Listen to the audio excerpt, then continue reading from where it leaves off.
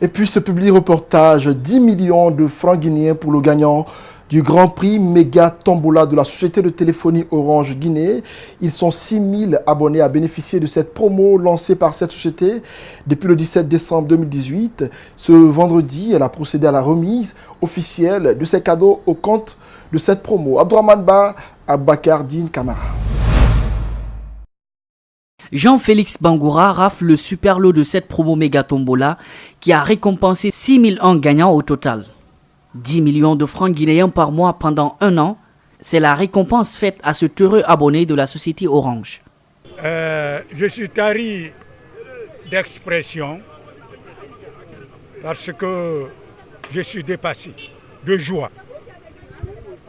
Je suis extrêmement content, c'est incroyable, c'était un rêve pour moi, c'est devenu une réalité. Je voudrais simplement inviter les fils de Guinée, garçons comme filles, à adhérer à Orange Guinée. Cet autre jeu rapproche sans doute Orange Guinée de ses millions d'abonnés. Pour finir l'année 2018 en beauté, Orange s'est fixé beaucoup d'objectifs, mais le client reste une priorité. C'est vraiment une façon pour nous de témoigner de notre engagement auprès des clients d'Orange Guinée et d'être là vraiment quand il le faut pour eux.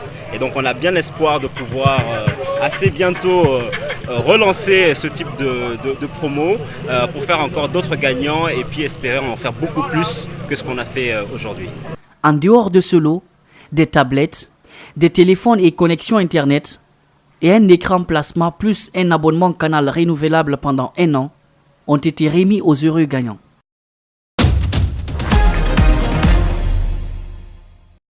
Sur le continent, en plus bref, la Cour pénale internationale, la CPI, a décidé ce vendredi de la libération sous caution de Laurent Gbagbo et de Charles Blé Goudé.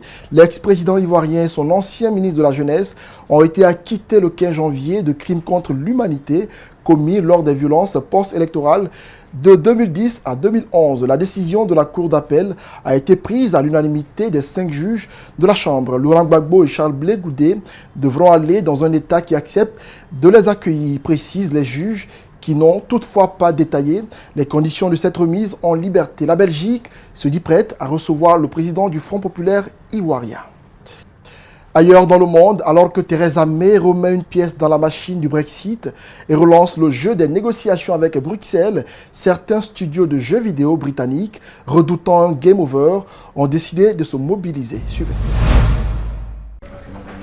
Dans ce petit studio londonien, une vingtaine d'employés développent TerraTech, un jeu vidéo dans lequel des véhicules mignons s'affrontent sur un champ de bataille. Mais c'est un tout autre conflit, plus politique, qui préoccupe Nick Button-Brown, conseiller sur le projet. Pour ce vétéran de l'industrie vidéoludique, la perspective du Brexit complique sérieusement la vie des studios. Avant, je pouvais embaucher les meilleurs profils et les faire venir ici pour travailler avec mes équipes. Aujourd'hui, ce n'est plus possible. Et ce n'est pas seulement une question de visa et de permis de travail, c'est aussi parce qu'ils ne se sentent plus vraiment bienvenus. L'enjeu est de taille car le secteur emploie près de 20 000 personnes, dont plus d'un tiers sont des ressortissants issus de l'Union européenne. Pour tenter d'éviter une hémorragie des talents, plusieurs acteurs du métier ont lancé une campagne appelée Games for EU. Plus d'une centaine de studios ont signé leur pétition appelant à rester dans l'Union européenne, une initiative plutôt rare dans un milieu souvent réticent à s'impliquer en politique.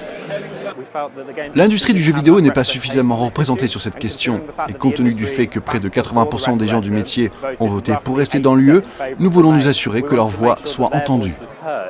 Le collectif dit craindre également une hausse des coûts de production, ainsi que la délocalisation partielle ou totale de certains studios vers le continent. Son inquiétude, ce développeur britannique, lui, a décidé de l'exprimer au travers d'un jeu. Dans Not Tonight, sorti cet été, le joueur doit apprendre à survivre dans une Angleterre post-Brexit, grise et désespérée. Cela a eu des vertus thérapeutiques.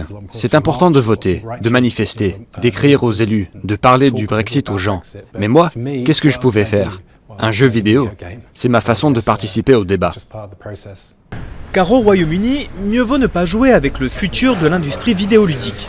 Le pays qui a vu naître Lara Croft compte quelques 2000 studios de développement et le jeu vidéo rapporte plus de 3 milliards d'euros à l'économie britannique chaque année.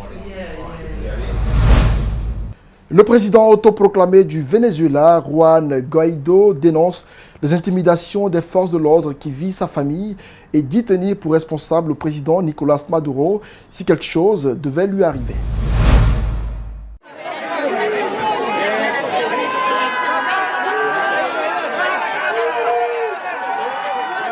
Sin ningún segundo de miedo alguno, aquí estamos dándole la cara a Venezuela porque no tenemos nada que temer. Porque no tenemos nada que temer, estamos haciendo lo correcto, estamos del lado de la Constitución.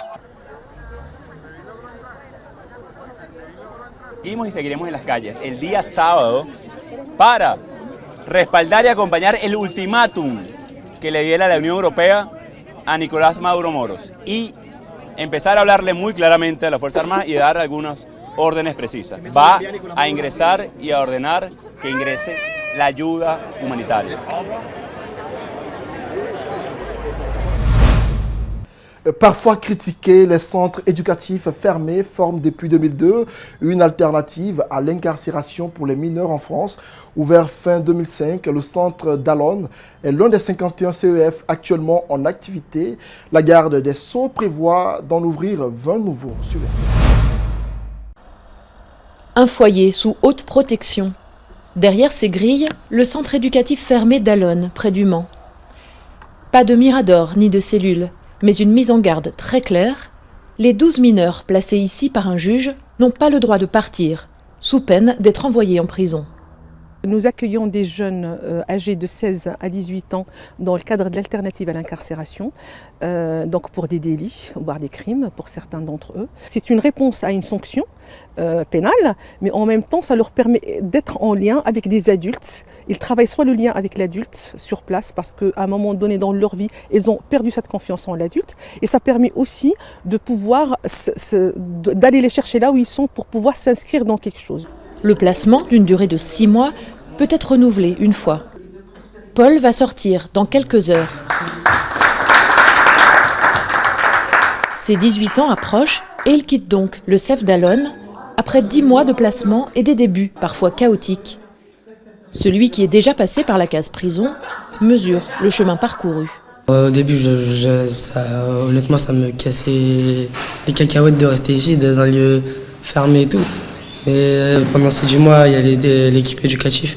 Ils m'ont aidé à comprendre certaines choses, ils m'ont aidé à avancer par rapport à mon parcours, mon projet professionnel. Et maintenant, le juge il a estimé que j'ai grandi et qu'il peut me laisser en liberté, entre guillemets.